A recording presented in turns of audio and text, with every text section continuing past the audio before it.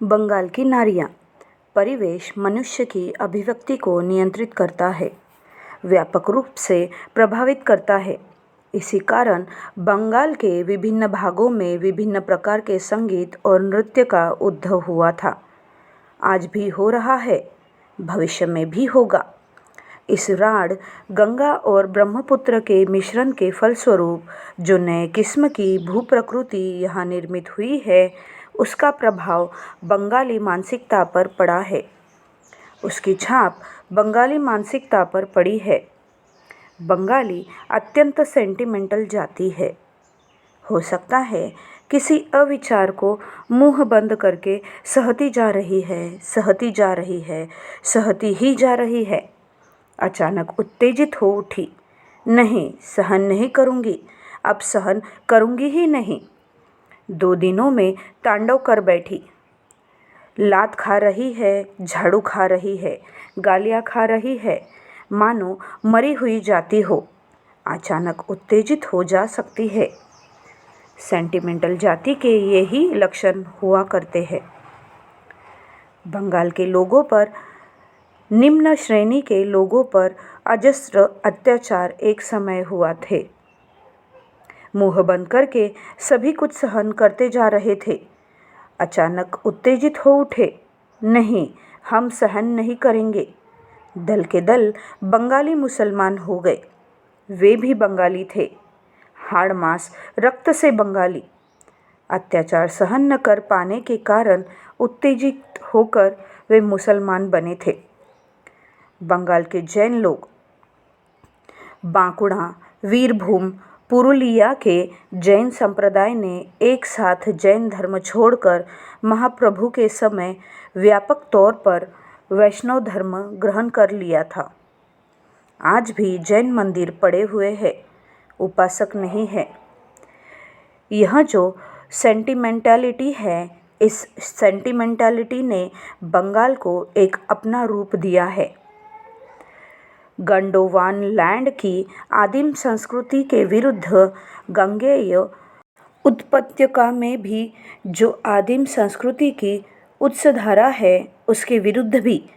फिर ब्रह्मपुत्र उपत्यका में जो मूल मंगोलियन संस्कृति है, उसके विरुद्ध।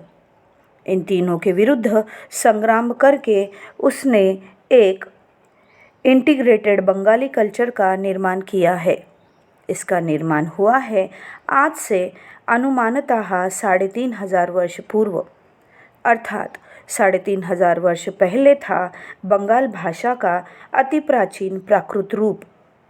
उसी रूप ने विवर्तन के बीच से होकर आज की वर्तमान बांग्ला भाषा का रूप ग्रहण किया है। वर्तमान बंगाल भाषा की उम्र 800 से 1000 वर्ष के लगभग है। हर प्रकार से अपने को वैशिष्ट्यवान बना लेने के बाद बंगाल के लोगों ने देखा कि उनके सामाजिक जीवन के उत्थान पतन का भी एक विशेष धारा में नियंत्रित होना उचित है, जो धारा गंडोवाना की संपूर्ण मातृशासित समाज व्यवस्था की भी नहीं है, गांगेय उपत्यका की संपूर्ण पितृशासित समाज व्यवस्था भी नहीं है, और मंगोलियन अर्थात ब्रह्मपुत्र उपत्यका की मातृप्रधान युक्त समाज व्यवस्था भी नहीं है। आदिम बंगाली समाज व्यवस्था मातृप्रधान ही थी। उन दिनों के लोग माता के परिचय से ही अपना परिचय देते थे। तुम्हारा नाम क्या है? तुम्हारी माता का नाम क्या है? तुम्हारी नानी का नाम क्या है? यही था परिचय। आज भी मेघालय में खासियों के बीच यह व्यवस्था चल रही है। बंगाल ने वह व्यवस्था छोड़ दी थी। उसमें बंगाल का कल्याण नहीं है। बंगाल ने एक विचित्र समाज व्यवस्था बनाई। उसमें मातृगत समाज व्यवस्था भी रहती है, पितृगत भी रहती है। जहाँ जैसी ज़रूरत हो, जैसे भारत के अन्य भागों में मामा की संपत्ति उनके पुत्रहीन रहने पर उन्हीं की गोतिया गोष्ठी का कोई पाएगा। शुक्ला जी की संपत्ति शुक्ला जी का ही दूर का गोतिया भतीजा प्राप्त कर लेगा, किंतु शुक्ला जी का अपना भांजा नहीं पाएगा। लेकिन बंगाल की समाज व्यवस्था वैसी नहीं है। अपना बेटा न रहने पर मामा की संपत्ति भांजा प्राप्त कर लेगा, अर्थात संपत्ति दूर नहीं गई, पास ही रह गई। बंगाल की समाज व्यवस्था इसी प्रकार की है। किंतु उत्तर भारत में या अविष्ट भारत के में वैसा नहीं है। अविष्ट भारत में संपत्ति भिन्न गोत्र में नहीं जाएगी, किंतु मामा की संपत्ति भांजे के पास जाने पर तो भिन्न गोत्र में चली गई। इसीलिए मामा बैनर्जी और भांजा चटर्जी है।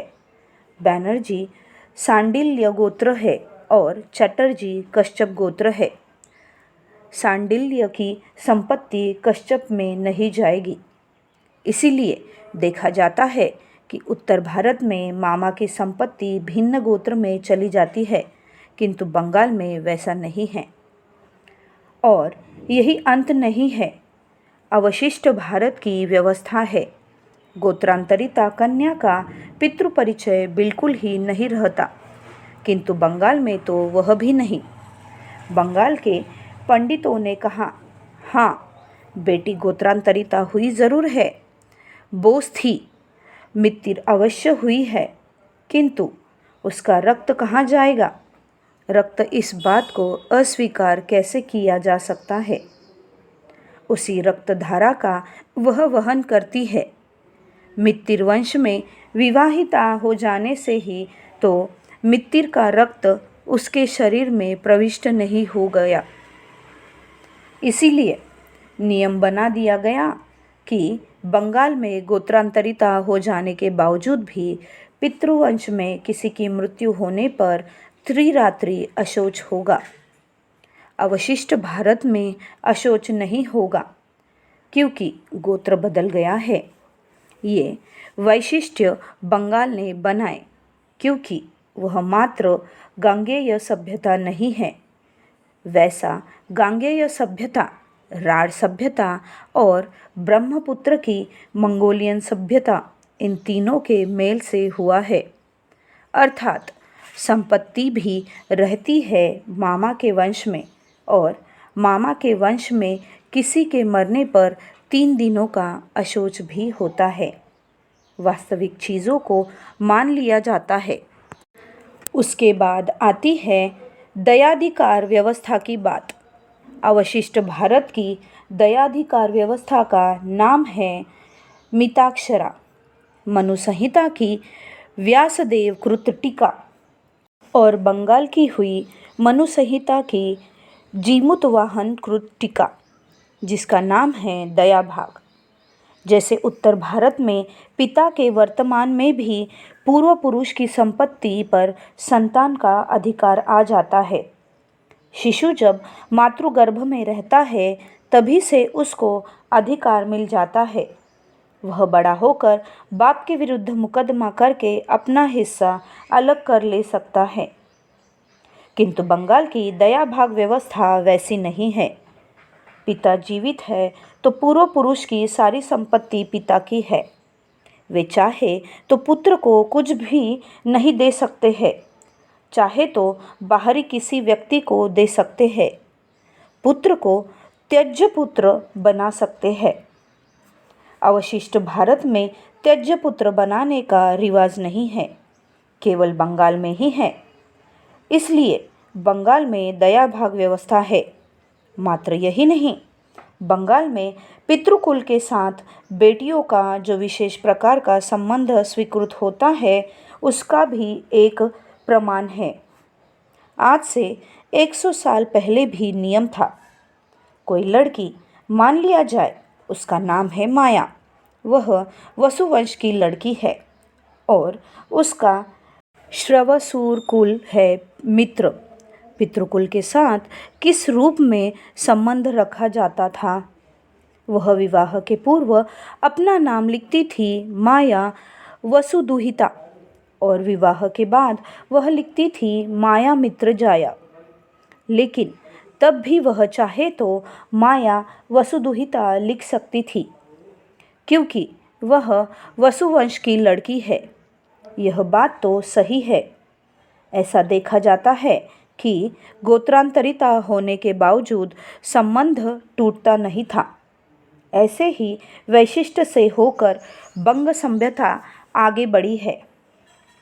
बंगाल की सभ्यता संस्कृति मिट्टी से ऊपर उठी है और शेष भारत में वह परिवेश से आती है। दोनों में अंतर है। बंगाल की सभ्यता है मिट्टी की सभ्यता। मिट्टी की सभ्यता होने का कारण है यह देश पानी का देश है। पैरों के नीचे की मिट्टी सही है या नहीं, यह लोगों को अधिक देखना पड़ता है। पूर्वी बंगाल में ऐसी भी जगह है जहाँ 5 महीने मिट्टी दिखाई पड़ती है, 7 महीने पानी में डूबी रहती है और जब तक पानी रहता है तभी तक महिलाएं नहर जा सकती है, बाकी समय नहीं जा सकती। पानी रहेगा तभी न नाव चलेगी, बैलगाड़ी तो है नहीं। अतएव पानी हट जाने पर जाएगी कैसे?